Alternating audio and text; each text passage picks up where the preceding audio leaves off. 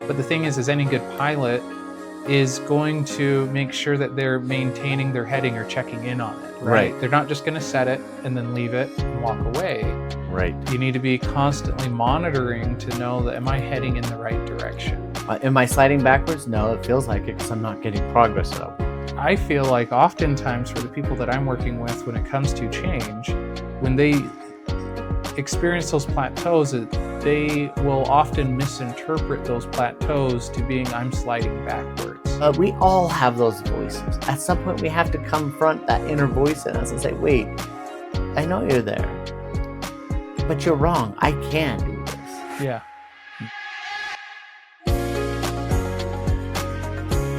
Welcome back, everyone, to another episode of The Lighter Side of Heavy Things, little podcast where myself, Chris Clark, along here with Dwayne Horton, two therapists kind of meet together and talk about, I guess, just the interesting topics and things like that come up for us during the week.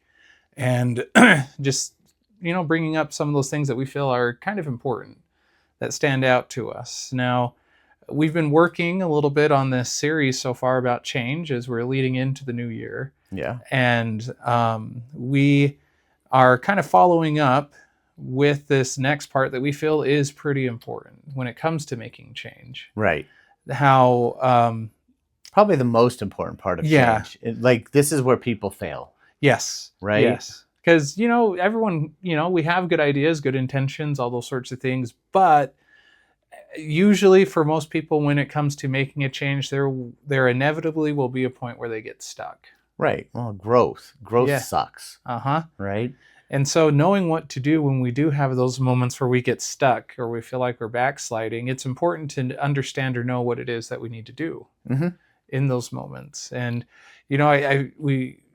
we've kind of discussed or talked about a few different ideas or thoughts that, over this past week of what do we find are some important or helpful things for people when it comes to this. Yeah.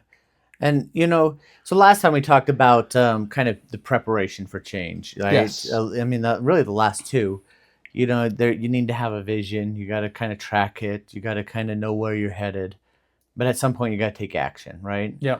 And so at this point, what we're talking about now is, you've taken action. All our clients take action at wanting to change, right? Mm-hmm. And then they get stuck. And I tell my clients this all the time. Especially new clients, they come in and they're like, well, what is therapy like? I'm like, here's what I usually see. Most people start to get progress and it goes real well. And then some moment happens where life happens, right? And, crap hits the fan and then they, right? And it just, all hell breaks loose in essence, right? Mm-hmm. Especially when I'm doing couples therapy. Oh, yes. Right? And I'm like, and then you guys are going to have this. And I said, don't panic. Because this is what I expect this. Mm-hmm. And then what we do is they pull out a dive and then we make real growth. And I say the reason for this initial growth is it's like building muscles.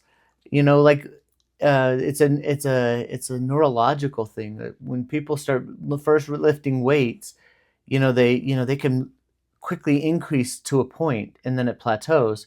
Why? It's not because the muscles are actually stronger. Biologically, actually, the muscles shrink because they start breaking down. Mm-hmm. But what happens is a neurological effect is that all the sarcomeres contract at the same moment. And so they're able to be better at lifting and more efficient at lifting that weight. Right. So that's similar with this is not that they were making progress, but but they're also starting to deal with unsteadiness. Things are breaking down. The way they were doing things is starting to the old habits want to come out. Mm-hmm. And then, it gets uncomfortable, it gets irritating. And you're like, dang it, the garbage isn't done, know? And I'm not going to do it the way be nice and talk nice, right? Yeah. I'm not going to content communicate. I'm just going to let you have it. Yeah. And show you what I have, or, work happens, right? And then you're like compounding things. And so sure, there's a nosedive and that's normal. Because now we can start rearranging and figuring out what's working well and everything. So it's that plateauing moment where people get stuck on. Yeah. Yeah. It's very much like how you mentioned that, when people begin to make that change, it's once they get started, it can become easy. Yes. And then something happens and we get stuck. And then I feel like that's the defining moment, Right. really. You What? drive by a donut shop and you're like, oh man. Yeah. Used to be me. It used to be like a drink shop. Like, oh Uh-huh. man, Coke, Yep. Coke. And so it's hard. What do we do when we make or have those, I guess you'd say, character defining moments? Right. And so and also why they're important. Mm-hmm. Because I feel like that's where honestly the rubber meets the road for the change. Right. And so some of the points that came up for us as we were talking about that, what we do when we plateau. One of the things that first stuck out is that at times when we begin to have those struggles, it's almost like we lose track of what that vision is that we had in the first place, right? Right. Absolutely. And that can be a very difficult, hard thing because we get bogged down, I feel like at times, with the emotion that fear of failure creeps back in, or I'm not doing things right, or well, yep, see again. This, the old thoughts come in. Yeah.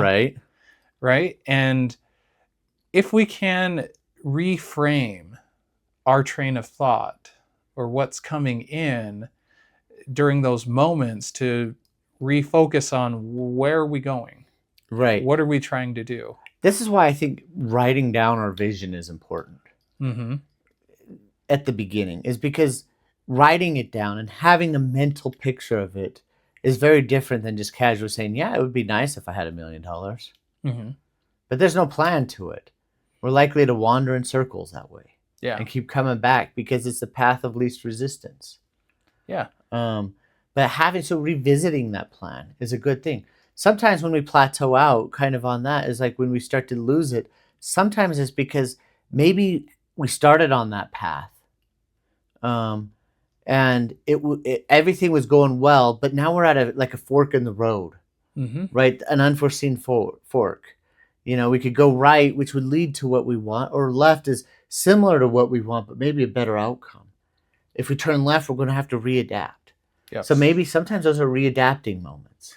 And that ability to adapt is so important. And it is not something that I feel is often learned, or sorry, it doesn't come naturally for many people. Right. I mean, there are people who are good at adapting. Absolutely. But when it's adapting into doing something new or uncomfortable that they're unfamiliar with, everyone has that struggle. Right. So like there's a type of communication in couples counseling, right? Sometimes I always talk about this in the beginning. It's called content communicating. And it basically is this: you say what you mean and you mean what you say. When you're talking to people, you ignore tone of voice, you ignore body language. You only pay attention to what is actually said. So, if someone comes home, say I come home and Sarah's like, hey, do you want to go for a walk? And I'm like, I already had a rotten day. I'm like, fine. She's going to only hear the fine. And that means she's going to take that as the same as absolutely. They both are on the same level. She's not going to be like, well, your body language says no, right? She's just going to say yes. That's content communicating. Well, if I start that with my clients and they're like, this sucks. I don't like this type. It's like, great. We don't have to use that one tool anymore. Let's adapt. Let's use some more. Let's see what's working for you. Let's now adapt from what we learned in our past now that we've plateaued, now that things are not going great. Yeah. Let's talk about that. Right? And I think that's an important part. So just being able to look at what we've learned so far, reviewing that, look at our heading, our trajectory, our goal, and say, this is it. We want this. We know we want this. And keep going. And I think it's important as well that, you brought up that idea of a heading. And I think that is very important because that definitely correlates to what we're experiencing here when it comes to change, right? We're Mm-hmm. navigating into either new waters or new airspace, whatever it is that you need. But the thing is any good pilot is going to make sure that they're maintaining their heading or checking in on it, right? Right. They're not just going to set it and then leave it and walk away. Right. You need to be constantly monitoring to know that am I heading in the right direction? Right. And maybe some old habits creeped in and we need a course correction. Yeah. Right. Those are things that will start adding to plateaus, right? Mm-hmm. But sometimes plateaus are just that, plateaus, right? You hit the wall, now what? Yeah. Right? And the thing is that it's important to also remember that when we hit those plateaus, and this is something we also mentioned, is we need to be able or willing to just keep a cool head when we do have those.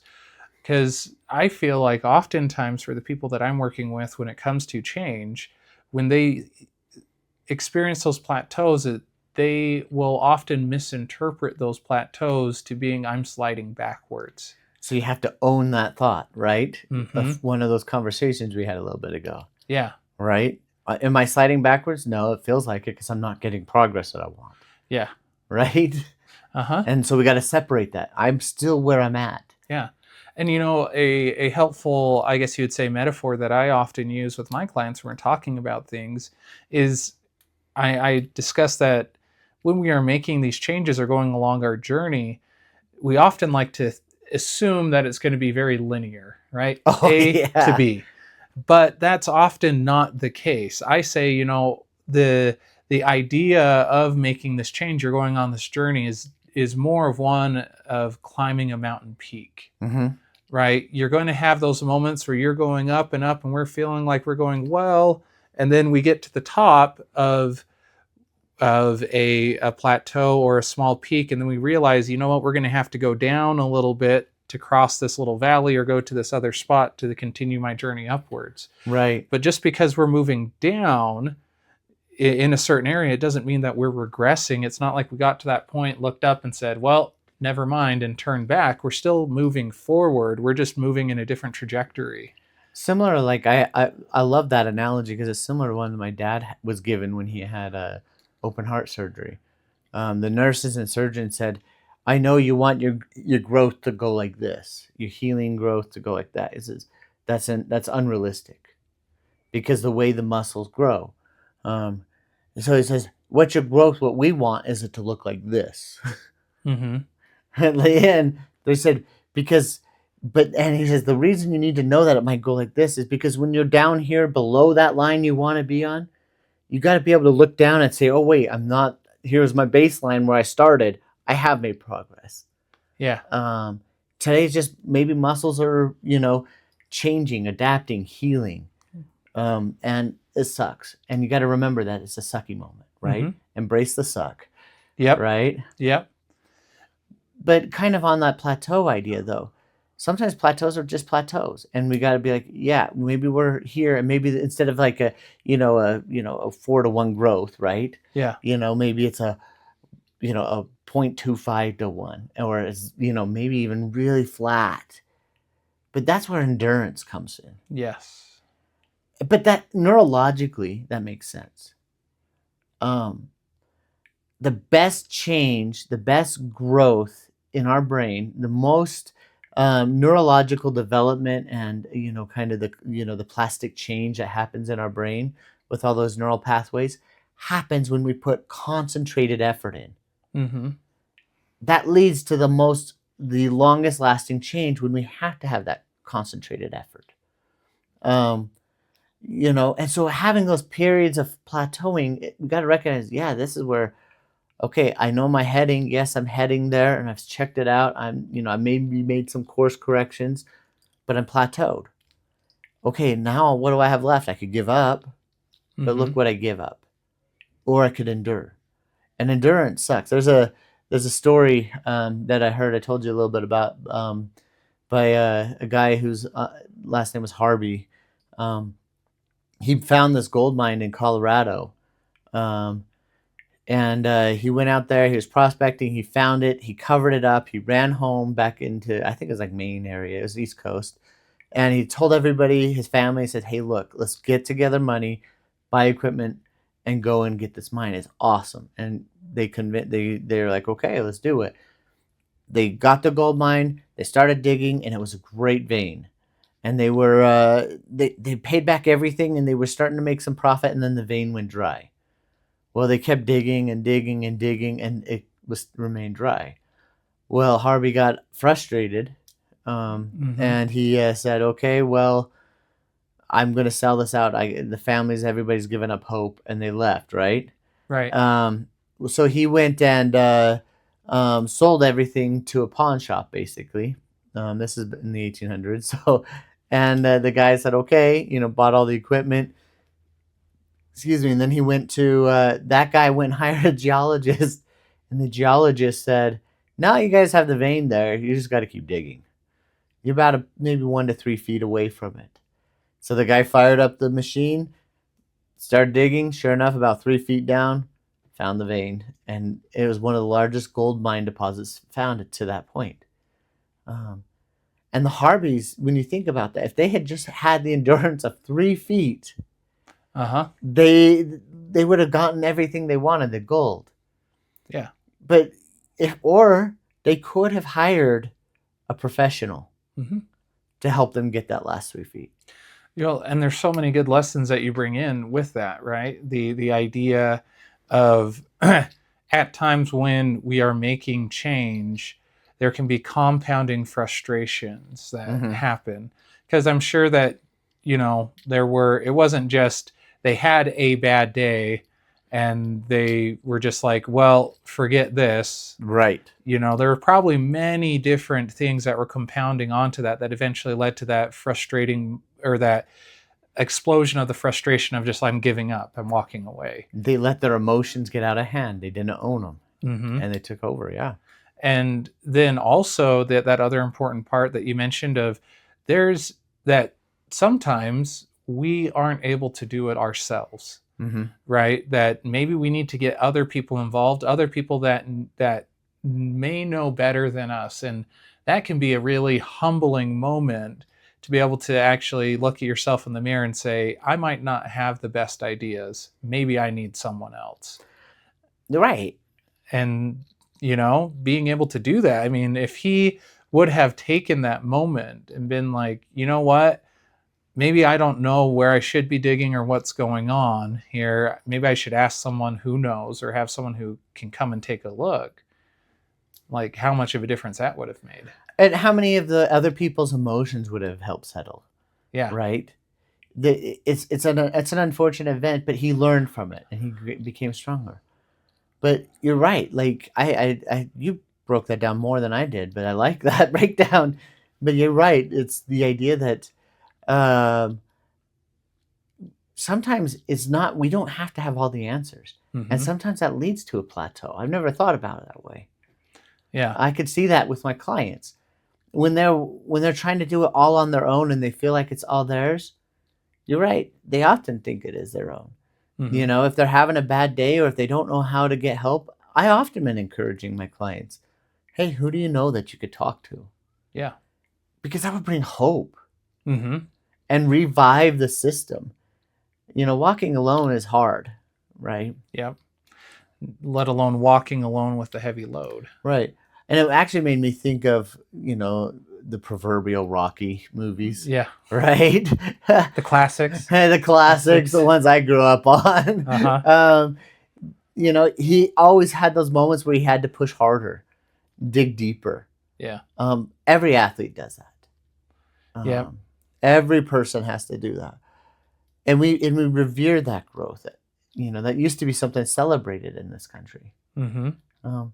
So having the endurance, but even then, Rocky, yes, he'd push through, but he had a coach, he had a wife, he had a girlfriend in the first one, so in real life, I've watched several actors recently talk about the importance of their spouse and their parents, the influence it led to them. Yeah. And how many, of some of those actors where they were on maybe what they felt like was their last leg and they were wanting to give up, but they allowed, their manager, whoever, just to say, well, hey, just try this one role. Mm-hmm. You know, just do it and see what happens. Right. And that ended up being, their breakout role because they were willing to stick with it. Right. Which is we've kind of naturally transitioned into one of the most important parts of breaking through plateaus, or when we get stuck, is really having a plan for disappointment. Yes. Right. You can endure. People can get that. People can get behind that. Right. Most people are really good at gritting their teeth and like, I'm gonna go. Right. I'll push through. I'll push through this one. Most people can create a plan, and most people can adapt to some level, right? Mm-hmm. But having a disappointment is one of the most difficult things to teach people. Yes. Because it brings up so many negative emotions, so many negative thoughts. Like you said 1 hour earlier, like here it is again, right? Mm-hmm. Or I'm a total failure, or why am I this way? Right? Having to own those thoughts and those, realizing that we're thinking way too much. Yes. There's nothing shameful about asking for help. Uh-huh. We're social creatures. Right. And there's nothing wrong with saying, well, today wasn't my day. Right. And this is kind of one of those things I talk with, addicts when I worked with a lot with addictions, right? They have a real hard time with that because I should have been better. I should have known better. Mm-hmm. Right? Or like, why don't most people don't deal with these types of struggles? And I'm like, dude, if you only understand what most people are like, most people are exactly like you. Yeah. your problem just happens to be substances. Yes. And more visible. Yeah. Right? Mm-hmm. We all have those voices. At some point, we have to confront that inner voice in us and say, wait, I know you're there, but you're wrong. I can do this. Yeah. And dig through. And knowing what to do when faced with disappointment is so important, because if we can know what we're going to do, then more likely than not, we're going to be able to push through it. But that also requires that important self-reflection of being like, what do I tend to do when this happens? Right. And again, owning that feeling, those thoughts, those sorts of things. Like, yeah, when I tend to feel disappointed, these are the things that I do. This is how I stop trying. And, how has that worked out for me in the past? Mm-hmm. Maybe when these thoughts, these feelings, or these situations occur, what are the things that I can do to be able to maintain those important thoughts and feelings, right? To keep it going. Right. And that's kind of one of the thoughts I had is like, what do I do? Well, I have great people in my life. I make sure I surround myself with quality people who help me. Like if I have a problem, there's really only one person I talk to. It's Sarah. Mm-hmm. That's it. Because Sarah, I can word vomit and I can, tell her whatever I need to say, because she knows that eventually I'll come around to what's really bugging me. And she'll give me that space and I can open, and then I'll be like, now I know what it is. But more importantly, Sarah won't give up on me. Right? Mm-hmm. Having those people in our lives, surrounding us with people who, like, when we hit a plateau, we're going to be like, wait. They're not going to sugarcoat things. Like, oh, it's okay. Yeah. You deserve this. Nah. They're going to be like, you're right. This sucks. Mm-hmm. But what are you going to do? Yeah. And they're going to encourage you in a different way. So making sure disappointment management is have people there to help combat those ugly voices in your head. Mm-hmm. Not kind of, give you false love, fake love, what I call pity with my clients. But, giving you pity and saying, oh, you poor thing. They're going to be like, nah, you're good. We got this. You're right. This moment sucks. And I can empathize with that. Yeah. Right? Having people there will help you with that. Recognizing one of I read a lot of business books. One of my, the people I look up to in business, he was a salesman, not a salesman, real estate agent. And he'd go around trying to get people to, let him list their stuff, right? He said learning to hear the word no was terrible. Mm-hmm. And so what he did was he'd intentionally pick a street to go down that he knew there was no chance of anybody letting him list because they weren't even selling their homes. Yeah. And he'd knock on their door and he'd get a no. And he'd go to the next one, get a no, and go to the next one, get a no. And then he'd get to the end of the street and he had a checklist. I think he said 50 no's on a page. And he'd check each one, no, no, no, no, no, 50 times. He says, I did that because I needed to let my sister know it's okay to hear. It's no. Mm-hmm. So learning, that was his way of dealing with, disappointment, frustrations that come up. Because then he could get out of his head from hearing that no and thinking, oh, the world's collapsing, to, okay, that guy just is not interested. No problem. Yeah. And he kept and it didn't stop the momentum that he was building. Yeah. And I thought that was a genius idea. And when it comes again to that disappointment management that you mentioned, being able to understand, or being able to have those people that we can turn to, so important.